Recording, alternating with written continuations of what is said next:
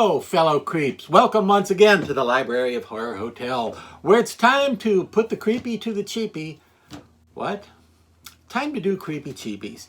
And you know what that is, I'm sure, where we talk about the exciting world of rubber monster masks.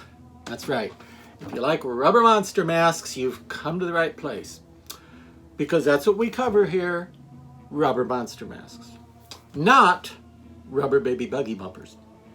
Now, not under any circumstances. If you were hoping to see a video that would give you some insight into the history or production and distribution of rubber baby buggy bumpers, I'm not your guy. We only cover rubber monster masks. Occasionally vinyl or other artificial material like that, but never rubber baby buggy bumpers. So if you're looking to discuss rubber baby buggy bumpers, you'll need to keep looking. And I don't even know who to direct you to, because I'm not sure whose job it is to do the videos covering rubber baby buggy bumpers. So I don't know. I think it's a girl, now that I think of it. Yeah, because I hear the rest of the time she sells seashells by the seashore. And by the way, sells seashells by the seashore? How is that legal? Isn't that kind of like, you know, selling sand in the desert? Aren't those seashells pretty much just common property that anybody could pick up? How can she sell seashells by the seashore? I need to have a talk with that girl. Although, now that I think of it, on the other hand, if she perhaps glues the seashells together and puts little wiggle eyes and chenille stems and felt things on them that, you know, make them into little novelty desktop or shelf decorations like little cute frogs or monkeys or okapis or pangolins or something. Well, then it would be okay that she sells seashells by the seashore.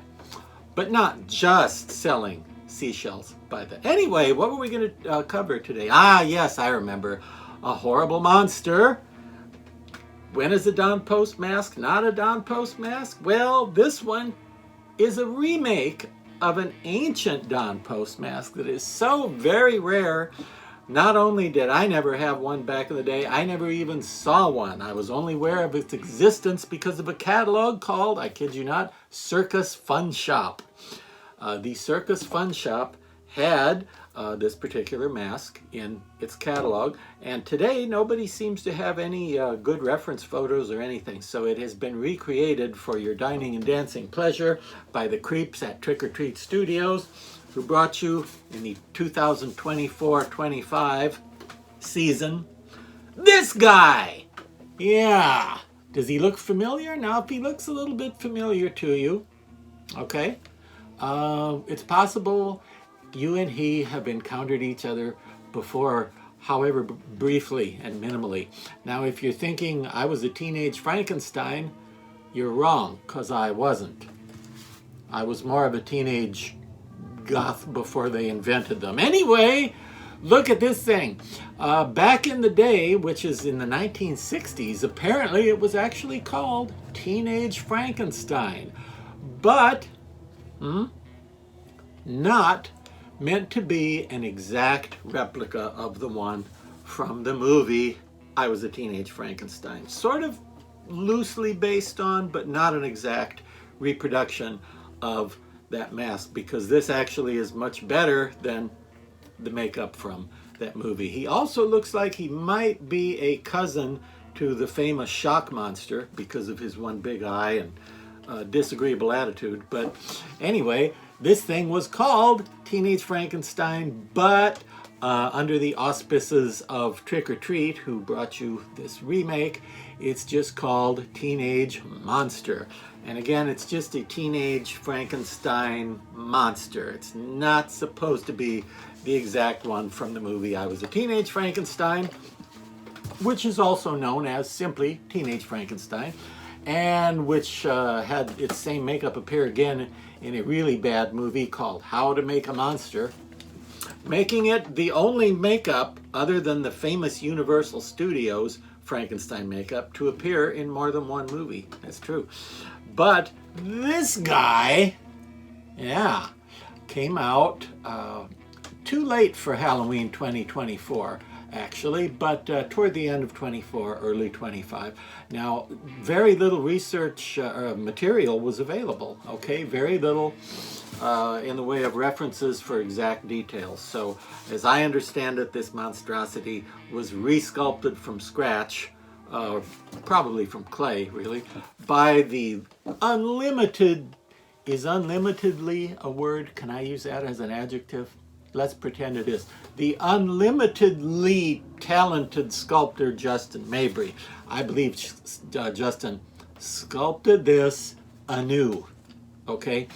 Now, it did turn up in a number of background scenes in old movies and television and possibly stage productions back in the day when it was possible for people making a movie or putting on a play or making a TV episode to rent costumes and masks just to show up in your production.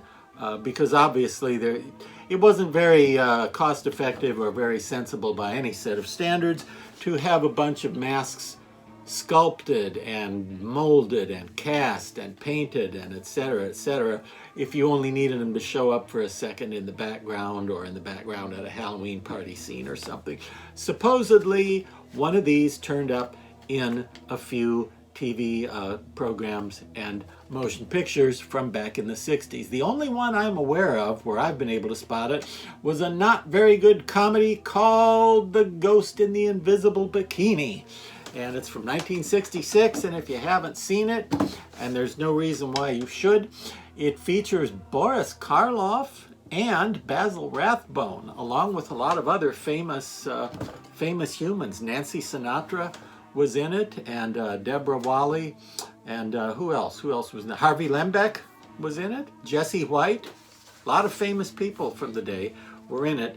But if you thought comedies that aren't very good were a modern Hollywood problem and just with a recent thing, it will prove to you that there have always been not very good comedies. Now, the Teenage Frankenstein makeup in the movie had hair that was short and clumpy and sparse and in these little matted wads. With the trick-or-treat mask, they seem to have gone sort of for something in between that look and the look of the Don Post mask in the one good photo anybody's ever found of it, which is green and white, kind of like a black and white photo, only green and white, or more like dark green and pale green, to be really precise. Flame just flared up a little bit there.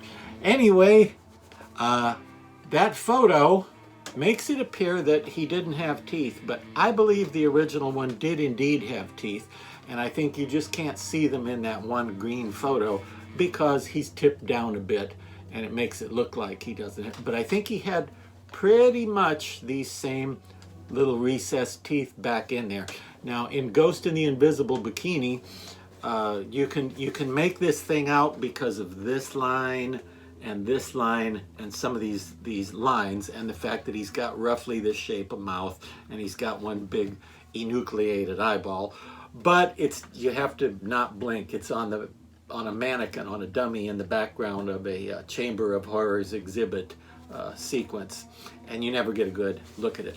Anyway, the hair in the Don Post green and white photo that everybody has seen, it appears that the hair was longer and straighter, and you're never going to get this stuff because this clumpy stuff is a type of hair called top roving wool hair, and you're never going to get that to look long and straight like the Don Post photo.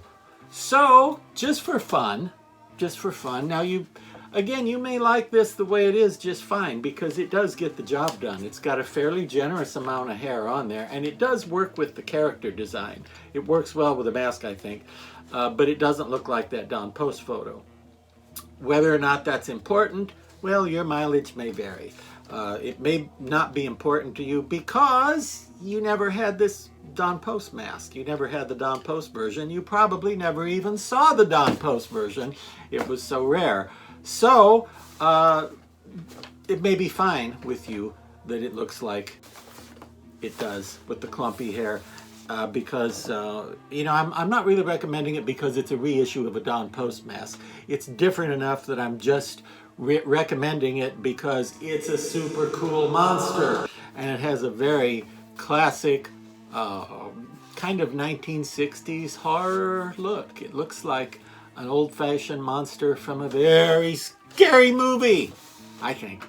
But just for fun, I wondered what it would look like with the hair done more like in that one green photo. So Laura took one of these and gave him a new head of hair that looks more like that photo. And I'm not sure how wonderfully this is going to show up for you, the viewer, but the difference is the hair that the mask comes with is lumpy and clumpy and matty, okay? Whereas the hair that was put on by Laura is longer and straighter and looks more like the Don Post hair that was used back in the 60s. So this is more like what the hair would have looked like, I think, if you had bought a mask back in 1964 or whenever it was available. But this looks more like the Frankenstein hair in the Teenage Frankenstein movie because it's a mess, because it's all matted and such. Just, you know, just sharing that with you because why not? But as you can see, this hair is longer and straighter and stuck on there so that it sort of flares out from a central place in the middle. So this is just Laura's effort to make it look more like that one green and white photo that we all know and love. And that's about all I have to say regarding the awesomely cool teenage monster from Trick or Treat. I think these sell for about, how much do you sell for? How much? You don't know. Let me ask the other one. How much does the teenage monster from Trick or Treat sell for? 70 bucks? About 70 bucks. That's what he thinks. If that turns out to be wrong, I didn't tell you that, he did. So, you know, until next time, let's hope there's a next time, because the old clock on the wall has been stolen. But if it still was here, I'm pretty sure it would be telling me it's time to say so long. So long.